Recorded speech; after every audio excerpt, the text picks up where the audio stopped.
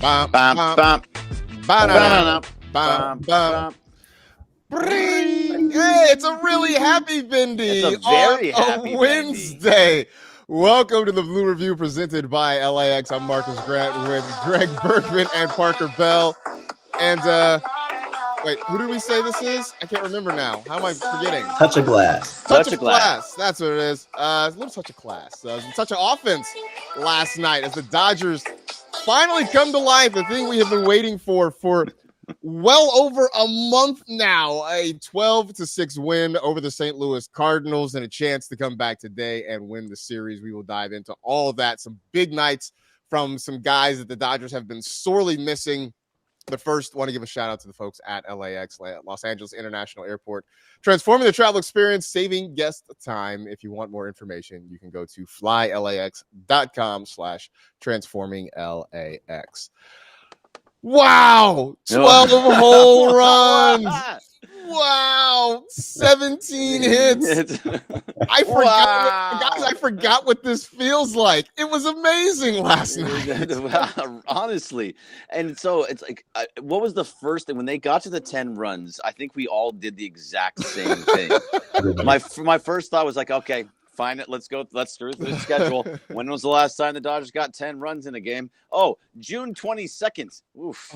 But against the Washington Nationals. It had been a long stretch of games where you're like, what is this offense? And it finally broke out. And that's because of a couple of guys. So Parker, we were debating before the show, which one is the bigger story? Is it Max Muncy coming back with a couple of home runs, going 4 for 5, or was it Mookie Betts with the 3 for 4, scores 3 runs, gets a walk as well? Which to you was doubles. The bigger? Which was the bigger story last night? So Mookie absolutely roped a couple of those, so it was amazing to see. But I'm gonna go with, honestly, Muncy. I know we were in the chat, we were talking about how all week we were kind of like, Muncy, I get it, he's going to be amazing coming back to the lineup, but he's not going to be a one-man show. Well, guess what? He was a one-man show, and he, honestly, without him coming back, I get that he was hitting so well beforehand, and I think that that's why it's a bigger story, is because it jumped right back to where they were when he was playing. I mean, you don't stack runs without Max Muncy. You might get a sac fly here and there from Freddie Freeman, but without that guy right there in that part of the lineup, you're not going to manufacture as many runs as you do. And I think that moving forward, this is going to be huge in terms of opposing pitchers facing this Dodgers lineup. You're going to be seeing Mookie step up because Muncy's back. And I mean, just the voice in the locker, I'm sure he's so happy to be back. And Muncy is the adult in the room. Clint Pasilla said it earlier this season. He is the adult in the room, and he showed it. So bigger story, Max Muncy, Greg. All right, which is the big one for you, Greg? Yeah, so I'm going to go Mookie. I think they're both massive stories, and the fact of the matter is that you're right. What Muncy did was we've been talking about it for the whole time he was out, and now that he's finally back, he's just proving what it was that we were talking about, that he fixes the offense, that Muncy fixes that middle of the lineup, and it's huge. But I got to go Mookie, but it's mostly because this is a year-long problem that Mookie Betts has been having. So I don't know if this is going to be sustained. Obviously, he needs to do this a couple more times, and kind of a couple more times in a row to show that, okay, he's back. He's going to have some over 4 games, but if he can consistently get, a couple of hits here and there and drive in runs, maybe get his power back and hit a home run or 2, I don't mind the doubles. But those are all things that you need to see it more. But Mookie getting 3 hits and feeling good again is a massive part for this entire offense. And we've seen it over the last few days. And over the weekend, he had a couple of hits that were just roped, 103 off the bat, 105 off the bat, but they were right at guys, or the third baseman would make an amazing play to get him out. So now you're starting to see that all of that progress is starting to actually land. The Lars Nootbaar thing, that could have dropped and fixed everything for him, but it didn't. And it's just kind of like in the World Series or in the playoffs last year. Remember, he had a home run taken away, and he's like he was going scuffling. Then he finally got the home run, and it just broke out. And I think that's what's going to happen to him now. And so I'm going to go Mookie. What about you, Marcus? Yeah, I'm leaning Mookie. I mean, look, it was great seeing Max come back, and even the night before, right? I know he was 0 for 3 with a walk, but that last one, He absolutely scorched it. It just ended right up at Lars Nootbaar for the final out of the ball game. And so that gave me confidence that the swing was still there. Yeah. So to see him hit 2 home runs last night, get the 4 hits was amazing. But to your point, like Mookie's thing has been season long, and you could just see the relief on his face when he hit that first double, you know? Yeah, I saw the Just post. It really was just like I think the entire fan base exhaled along with him. You're right, because he'd been going through such a long slump, right? He'd gone 4 or 5 games in a row without a hit. I think everybody just sort of exhaled, right? And then he gets a second double, then he gets a single later. It felt so good to see him start to come back again. So to your point, yeah, before we officially declare that Mookie is back, like we need to see how he follows things up. But it was so great to see him be productive because, look, they're going to need him, right? It's funny too because of all the offense last night, Freddie Freeman didn't get a hit. The guy who broke his streak. 7 games, yeah. Right? 7 game hit. Yeah. Plus he had like a 20-game on base streak or something like that too. So that ended, although he did drive in a pair of runs, so he was still very productive. But it was funny that the day the Dodgers get 17 hits, somehow Freddie Freeman doesn't get a single one of them. But no, it was really, really great. I saw Sherry pointed out in the chat they did all this on a night when Will Smith was off, right? The guy who's been your best hitter consistently all throughout the year had the day off. So who knows what it might have been had he been in the lineup as well. So yeah. I think there's something important there too, though. The fact that Dalton Rushing finished the game and Will Smith got the entire day off. Yeah. Because normally what happens is these games are super tight and super close and they have to use him as a pinch hitter. And then when you take out your catcher, he has to then go and start catching again. So he doesn't actually get a day off. So it was nice to see Will just get a full day off because the offense showed up. So I was happy about that. Yeah, for sure. A couple other things of note. I mean, we talk about Muncy's big day and Mookie's big day. But Parker, Shohei, 2 for 4 with a couple of solid line drives, hit a double, scored 3 runs, and just 1 strikeout. I mean, look, at some point you just look Take at this the point wins. you just expect that Shohei is going to strike out. That just is part of the game. But I mean, Parker, if he's starting to come to life too, and that top 4, top 5 are actually hitting the ball the way we expect, this goes back to being a super scary Dodger team again. Super scary indeed. And I think that it's a trickle effect. There's so many things that need to happen for this Dodgers team to be at their best. I mean, it's the same with every baseball team, but you can exactly pinpoint every single thing for each of these players. For Shohei, it's honestly, you're going to strike out more when you have guys behind you or in front of you, whoever it may be, Mookie, Freddie, who aren't doing as well as they usually do. Shohei's not going to get the pitches to hit, and he's going to strike out a little more. For Teoscar, he's an energy guy. He's not going to do well. We didn't even mention Teoscar's 2 home runs last night. Exactly, yeah. And he doesn't hit those 2 home runs and show that smile when you're having a July like you had.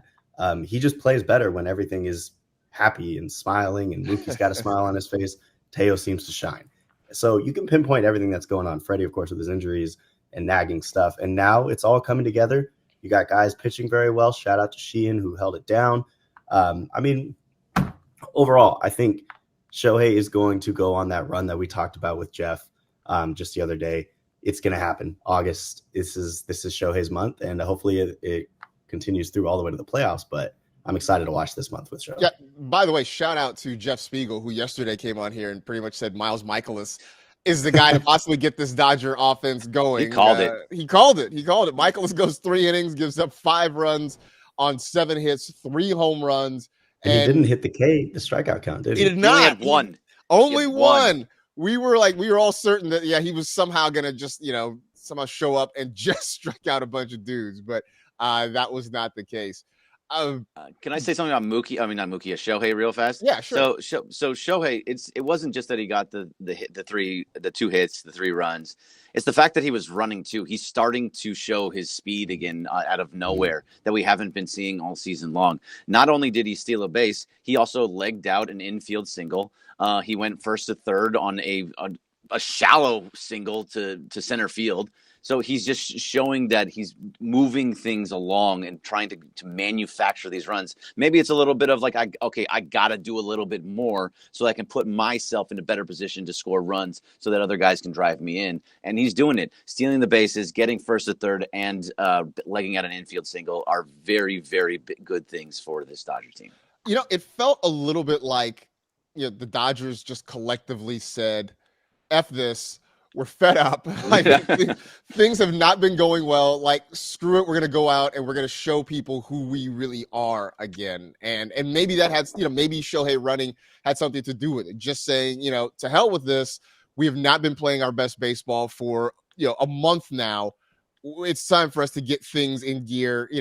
Maybe it was them a little bit looking over their shoulder at the Padres, who, by the way, thanks for nothing, Diamondbacks, getting us all excited about maybe your comeback win. Only give up a 5 spot in the 11th inning. So, honestly, it's not even cool to see that home run off the 104 when it's Gurriel. Yeah, there's that part too. It's like, oh yeah, you had a home run. Corbin, maybe I would have been all right, cool. Off a 104 mile an hour fastball, but yeah, having be Gurriel. That kind of sucks. So Thomas Vizek in the chat is talking about Muncy, and I think it's a good conversation. The fact that I can't understand how Max Muncy fixes all the problems, like all the other stars are just waiting. Ohtani, Mookie, and Freeman shouldn't have to wait to be good. Do it on your own. It's not that Muncy is fixing those guys. It's not about that, but it does what Muncy does is fix the middle of the lineup. You don't have to bring guys up that are not supposed to be in that part of the lineup. Like Michael Conforto shouldn't be batting 5th and 6th, and then Haesung Kim shouldn't have been batting 5th and 6th. And so you have to move guys around to where they're supposed to be. And then so when you have Mookie, Shohei, Freddie, and Teoscar or Will Smith getting on base, you have somebody in the middle lineup that's going to drive them in, not strike out or ground into double plays. So that is what fixes the offense, because it's not when Mookie's not playing well, he doesn't start playing well because Max Muncy is back. When Freddie doesn't start playing well because of that, it's more about what it does for the lineup in general and how it lengthens it and allows for a guy that is a guy that drives in runs to be there in the middle of the lineup to do just that. Well, and I also think it's a little bit of, I know it's an old cliche, but hitting is sort of contagious, right? Yeah. And you get that guy back, because even last night, or the night before, I should say, with the 0 for 3, we saw a lot of classic Max Muncy at bats, taking a lot of pitches, working a lot of counts. He got a walk, I think, in his first at bat back, his first plate appearance back, he got a walk. And it just, I don't know if everybody, I would say they follow his lead, but I think everybody looks and is like, oh, wait, yeah, this is how we operate generally as a team. And I think that had something to do with it. Also, and this is just a vibes-based analysis, man, sometimes baseball is just weird like that. Right. It's true. Well, Marcus, quickly on those vibes, I mean, it's there was direct evidence of it. Ora was talking about it on the broadcast all night. The guys were talking to each other more. You could see during every at-bat with Mookie, Freddie was literally in his ear on the on-deck circle, just like telling him kind of not what to do, but hey, where to go. And then in the post-game interview, Muncy was talking about how all game he was just telling Mookie, you're freaking almost forget, you're Mookie Betts, man. Like, don't forget that. You're the MVP, you're the perennial Gold Glover. You are Mookie Betts. And this team, I think, is just feeding off of, Jasmeet said it in the chat, a guy like Muncy is a heart and soul guy, and he also backs it up on the field. I mean, I know we make those Scott Kaplan jokes during Stun on Cap, heart and soul guy, or heart and soul guy. Loves the heart and soul guy. But he actually is like him, as the youngins say, and it's gonna turn this team around. I know that Mike Mikolas might have been the guy to turn the Dodgers season around. Yeah, man. So shout out to Miles Mikolas, man. If you were the guy to get everybody kick-started again, we thank you for your service. For sure. Yeah, just a lot of really good things. Last night, Emmett Sheehan did get the start, got through 5 innings, gave up 2 runs. It ended up being unearned, which I guess I missed when they changed. I'm assuming it's because of the Muncy play at third, which I think was originally scored a hit, and obviously they changed it to an error, so that made it 2 unearned runs. I mean, Greg, I watched it last night, and it just seemed like Sheehan wasn't at his sharpest, but he got outs when he needed. He made pitches when he needed. And it obviously helps when the team puts up, crooked numbers behind you for sure. Right, because the offense was clicking, so it was a little bit easier for him. But at the same time, he pitched well. I mean, the home run that he gave up was unfortunate. It was absolutely destroyed by Nolan Gorman. Like, it was. I think you said something like, "Wow, it was the Muncy home run." You guys were talking in the chat, and you're like, "Wow, that was just blasted." And then Gorman came up, and you're like, "Oh my God, that was destroyed too." Yeah. So he did give that up. But, I mean, I understand why it was unearned. Max dropped the ball, so you can't give it to him. But he still gave up the home run. But besides that, though, he looked good. He looked solid. And I think that's what you need out of your sixth starter, especially now that you don't have Dustin May anymore. You need somebody that can go out there and just get outs and go 5. So Sheehan did everything that you could have asked for. Yeah. One home run. I'm not going to freak out because the sixth starter is giving up a home run. Yeah, I mean, and again, I guess if we wanted to nitpick, you could talk about the back end of it being kind of sloppy, but at that point they were up so big. Right. When it was 12-3, 12-4, whatever it was, the fact that, Diaz sort of stumbled into the 9th inning and then Bonda had to come in and close it out. Diaz was looking good too. He had a really good outing the time before, and then he started to look good there. And you're like, okay, is Alexis Diaz actually going to be good? Is he going to be something? And then he's lost his all control. Yeah, I am personally, maybe you feel differently, Parker, but I'm just chalking this up to he had a huge lead, and maybe he just wasn't locked in. If it were a 1 or 2 run ball game, I'd like to believe in my heart that Alexis Diaz would have been a little more locked in than he would have been when it's, 12-3 or whatever it was. That's a good point. I mean, they were mentioning on the broadcast how just he was able to, because of that lead, maybe test some things. And then you saw that as soon as he gave up that home run, both Dave, Pryor, the entire staff looked like, okay, they all went to go see what was like. Okay, how can we kind of improve this? So at least we know that with Alexis Diaz, I mean, it's still a project. So we saw stuff in the last couple of games, and I think you're right on point. It was a big lead, not really locked in. Yeah. I mean, if it was a Ben Kasparius or Jack Dreyer, or if it was Blake Trinan or something like that, I feel the same way. But Alexis Diaz needs to prove himself to be on this team, and he needs to go out there and show that he can get outs in a lot of different situations. So, being wild, and even if you're trying things, probably not the right time. With Alexis Diaz, when you're trying to really make a mark on this team, I want to see him not give up runs with leads. No, that's fair. That's fair. I think. I think the only thing that's sort of a little bit frustrating to me about it is that they were forced to go to Bonda to get those last couple outs, which means he's now pitched back-to-back days, which probably means he's not available if they would need him for something. I mean, maybe we'll see, but I suspect that takes him out of the mix today in case they would need him. So that's the only thing that I think was really kind of disappointing. Like if Diaz could have gotten those last couple outs, gone through the last 2 innings, you feel a little bit better about what you have available in the bullpen today. Especially Shohei pitching, and he's only at the max is going to go 4, so you need your full bullpen in the back. And so losing Bonda was you should be okay, but it still hurts. You should be okay. Because not only that, because he also had to throw Vestia, which, by the way, that was kind of weird, right? The Dreyer comes in, gets a couple of outs, gives up a hit, and then Roberts goes to get Kasparius to finish that inning. He looked like he had something to say to Dreyer on his way off the mound. I don't know what it was, if he was just, Was it back-to-back games for Dreyer? I'm pretty sure it was back-to-back games for Dreyer too. Maybe that's what it was, because I was like, oh, yeah, he gave up a 2-out single. I'm like, no big, but Roberts immediately hopped up out of the bullpen to go get him. Back-to-back games, rookie, young guy. I don't want to give him go out there for too many innings. He probably has a pretty high inning count so far already.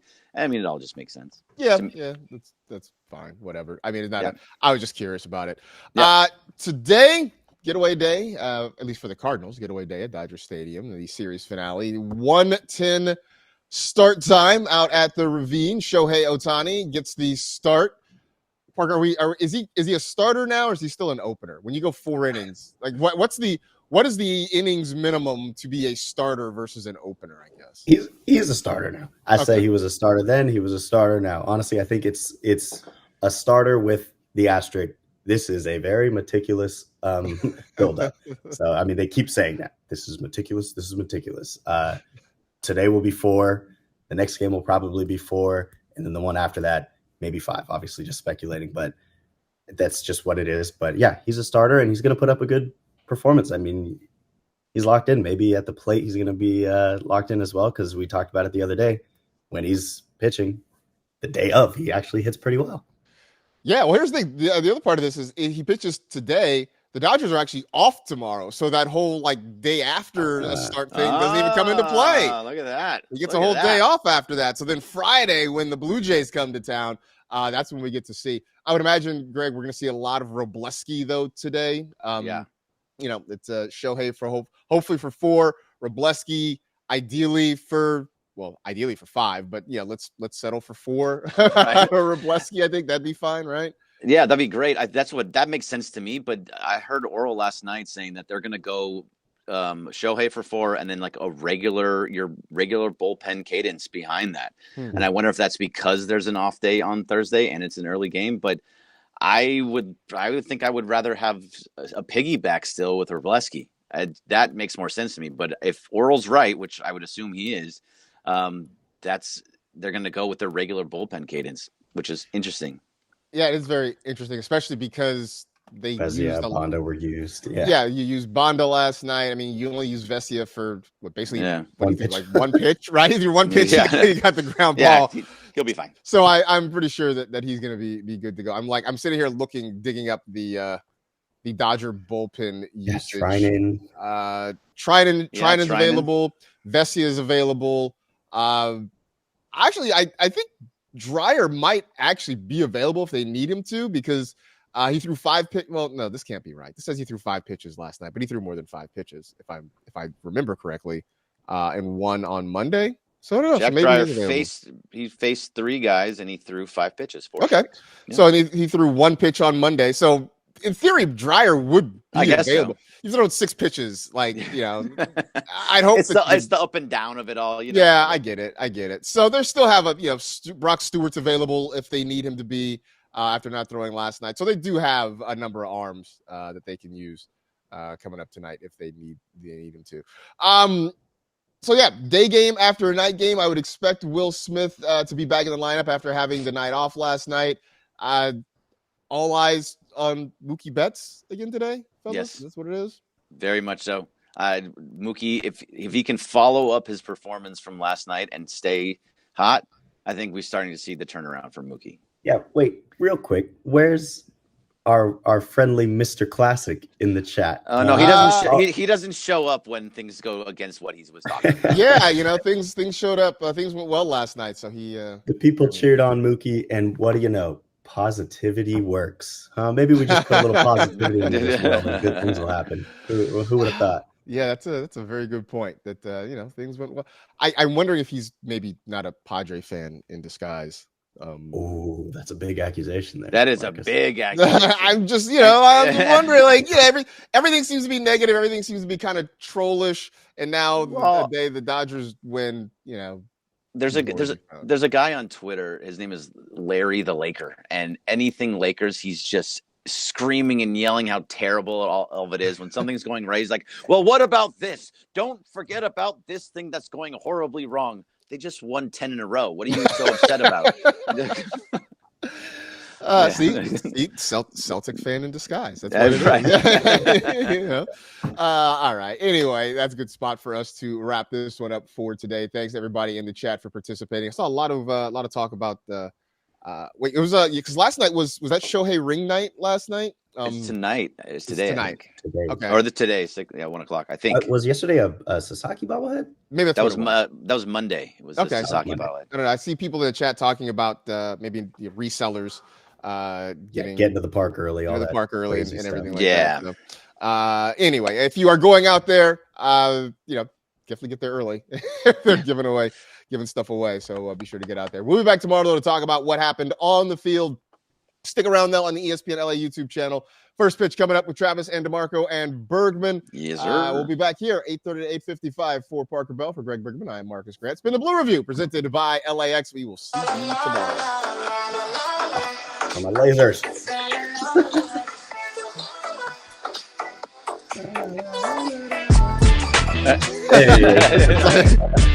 Dance it out. Dance it out.